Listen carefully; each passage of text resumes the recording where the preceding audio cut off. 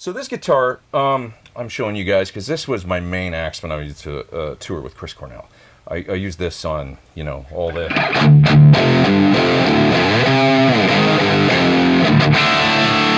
all that, you can hear it's got a real deep, kind of cool overdrive. It's got a meaty kind of thing. And it's, it's a Les Paul Custom, just a run-of-the-mill, I think 2000 Les Paul Custom. It's quite heavy. It's probably 10.5 pounds. And it's just, you know, I've been through a lot of miles with this guitar. This guitar I used to, with Chris, I used to hold out, and sometimes he would, I saw this movie that had Buck Dharma, well, it was a Blue Oyster Cult and Black Sabbath movie called Black and Blue, if you ever catch it. And it's Ronnie James Dio era Sabbath and Blue Oyster Cult, and it was a movie on in a theater in my hometown, and me and my sister went to it, I remember. And this great concert movie. And at the end of the Blue Oyster Cult set, Buck Dharma ripped all the strings off his guitar. And I always remember him pulling the first, second, just ripping the strings, and then he, on the low string, that was all he had left. I thought, that looks amazing. That's so cool. So I used to do that, like in the set with Chris. I totally stole it from you, Buck Dharma, if you're watching this. But anyway, I ripped the strings off and stuff, and Chris would grab his mic and shove it into the pickup and stuff. And so this guitar got a lot of that abuse.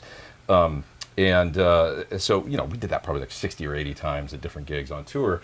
One day, I'm rehearsing with it in kind of the last year that we were touring as a band. It's sitting on a stand, and I backed into it. And it was, you know, at a rehearsal studio. It was a carpet floor and kind of soft. And I saw the guitar kind of teeter, and then it just sort of very slowly went over. And I watched the headstock just...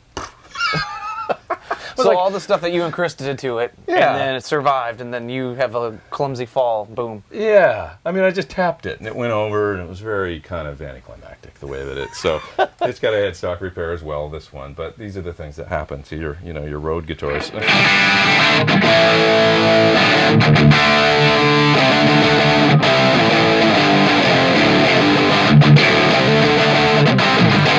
You know, you just play all that stuff. It's just got, it's a meaty sounding Les Paul. Yeah. Yeah. So. Have you changed anything to like the pickups or anything, or stock as you got it? Oh yeah. This guitar, when I got it, actually, the Gibsons of the era that were customs, they had gold hardware. So it was like kind of, like, I thought a little gaudy looking, like it had the gold pickups and the gold bridge and everything, but the white binding, and I was like, I don't know, you know. I was used to seeing customs from the 60s and the early 70s that I'd have the kind of yellowed binding, and the gold had kind of faded and it almost looked chrome, you know, and it was like, I want it to look a little more. So they said, hey, no problem, we'll put chrome on it. So they did that, and the pickups, I probably had 7 sets of pickups in and out of this guitar, but it's got Thorn buckers on my signature pickups. Yeah. So, and the pots, they've all been switched to. I think a lot of Gibsons back then, they had many times the 300K pots. You know, so they weren't that open sound. They sounded a little muted. And so I got, I think these came from a company called RS Guitar Works that used to sell these, you know, pre-wired kits. Oh, you could buy it for your Les Paul. And so the whole electronics have been gutted in this. So what pots do you prefer then? Like, not brand-wise, but like in terms of value?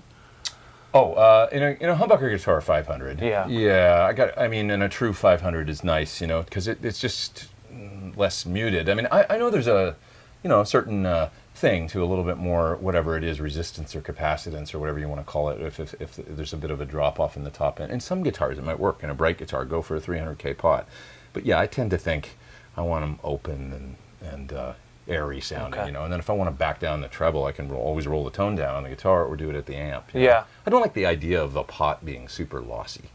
You know, like you know, I like the idea. I mean, for a long time I played guitars in the '80s that just had one volume control, no tone. Eddie, once again, we come back to Eddie. You know, he was like a one volume control guy. He never liked having a tone control, and probably I bet it was because he probably noticed a difference in the sound even when it's on 10 and it's in the circuit. Because it's still drawing something. It's affecting it. Totally. Kind of what you said before about the strings and everything.